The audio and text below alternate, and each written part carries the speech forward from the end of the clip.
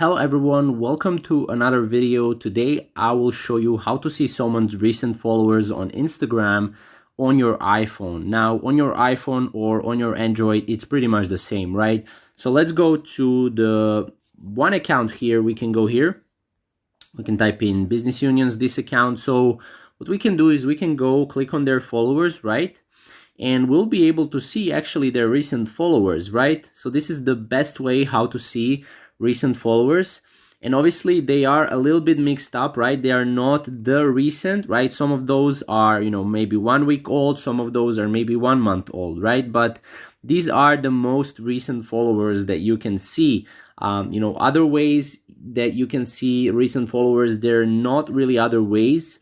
So this is the only way to see. Then following, obviously following is not the recent, right? So you can't actually do this. You can actually see this. But if we go here to, followers, we can see the most recent followers basically here. And yeah, this is basically how to do it. So this is basically how to see your most recent followers or from other people, most recent followers on Instagram with iPhone or with Android device as well. Now, if you want more videos like this and tutorials, definitely subscribe to our channel because we are posting a lot of them every single day. And yeah, thank you guys for watching. We'll see you in the next video.